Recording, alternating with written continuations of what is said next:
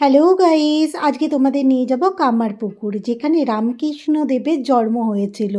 সেই ঘরটা দেখাবো, সেই জায়গাটা দেখাবো যেখানে রামকৃষ্ণ দেব ছোট্ট থেকে আস্তে আস্তে বড় হয়ে উঠেছিল। তো চলো আমাদের যাত্রা শুরু করা যাক। শেওড়াপল্লী থেকে ট্রেন ধরে যাত্রা শুরু করলাম গোঘাটের উদ্দেশ্যে। রাস্তার এই সুন্দর প্রকৃতি দেখতে দেখতে যাত্রা শুরু আমাদের। প্রায় 3 ঘন্টা ট্রেন জার্নি করার পর আমরা গিয়ে পৌঁছালাম গোঘাটে। তো রাস্তার এই সুন্দর প্রকৃতি দেখতে দেখতে যেতে কিন্তু আমার বিভৎস ভালো লাগছিল। আর প্রকৃতির সৌন্দর্য আমাকে যেন ভীষণ আকর্ষণ করে। আমি ভীষণ পছন্দ করি এই রকম দৃশ্য। তো তোমরা আমার মতন কে কে প্রকৃতি লাভার আছো, প্রকৃতিকে ভালোবাসো, অবশ্যই কমেন্ট করো। আর এই দৃশ্য দেখতে দেখতে একটা সময় আমরা পৌঁছে গেলাম গোঘাটে। গোঘাটে এসে আমরা নেমেই দেখতে পেলাম টোটো স্ট্যান্ড। এখান থেকে আমরা কভার ভ্যান বুক করে নিলাম। এই কভার ভ্যানটা কামারপুকুর পর্যন্ত আমাদের নিয়ে গেছিল। এর জন্য আমাদের থেকে নিয়েছিল 210 টাকা। তো আমাদের যাত্রা শুরু কামারপুকুরের উদ্দেশ্যে, ঠাকুরের নাম করে যাত্রা শুরু করে দিলাম। তো চলো এবার কামারপুকুরটা তোমাদের ঘুরে দেখাবো। প্রথমেই তোমরা দেখতে পাবে এরকম একটা গেট করা রয়েছে, রামকৃষ্ণ মঠ বলে। এই গেট থেকে সোজা ঢুকে গেলে তোমরা দেখতে পারবে প্রকৃতির অপরূপ সৌন্দর্য, সুন্দরভাবে গাছগাছালি দিয়ে সাজানো। আর রামকৃষ্ণ যেই ঘরটায় জন্মেছিল সেই ঘরটা কিন্তু এই বাইরে থেকে দেখা যাচ্ছে। আর ঘরটার বিশেষত্ব লাগলো, খড় দিয়ে ঘরটা ছাউনি হলেও কদম দিয়ে কিন্তু সাজানো। এই শিব মন্দিরেই নাকি রামকৃষ্ণের মা স্বপ্নাদেশ পেয়েছিল রামকৃষ্ণের জন্ম সম্বন্ধে। তার থেকে একটু এগোলেই আমরা দেখতে পাবো এই আম গাছটি, যেটি রামকৃষ্ণ নিজ হাতে স্থাপন করেছিলেন।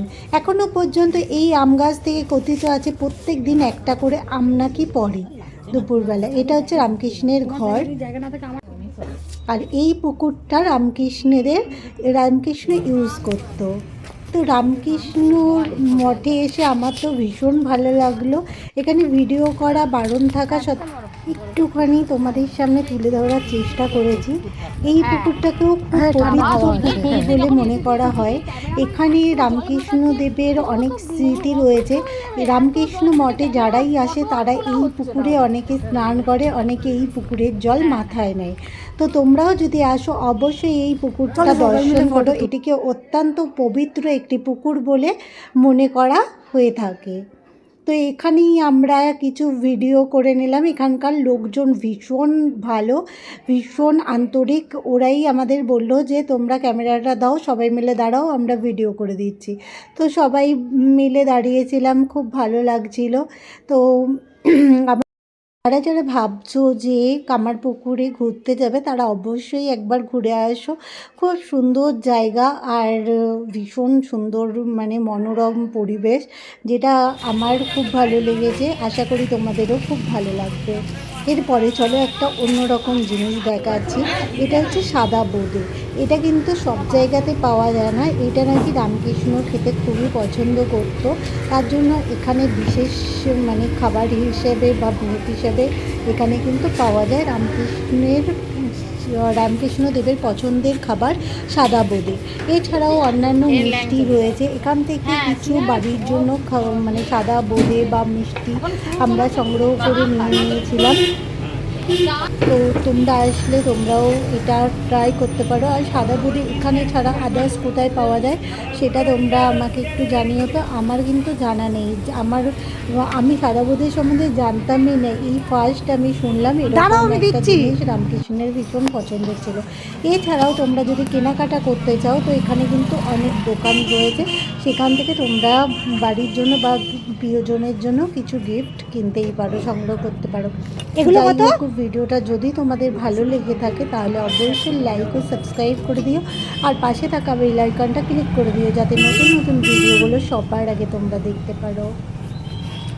আমি যেইটুকু জানতাম সেইটুকু তথ্য তোমাদের সামনে তুলে ধরলাম। তোমাদের যদি আরও কিছু জানা থাকে তো অবশ্যই আমাকে কমেন্ট করো। কারণ অনেক কিছু হয়তো আমার অজানা রয়েছে, সেগুলো তোমাদের কাছ থেকে আমি জেনে নেব। তো এবার আমরা বৈদ্যবাটির উদ্দেশ্যে এখান থেকে টোটো বা অটো ধরে নেব। তো এখানেই আমরা শেষ করলাম। সবাই ভালো থেকো, সুস্থ থেকো, টাটা বাই বাই। দেখা হবে আবার একটা নতুন ব্লগে।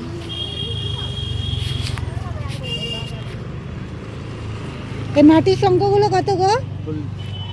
40 টাকা। তাহলে ওই দুজনকে 20 টাকা করে মাথা পিছু নিয়ে যাবে তো।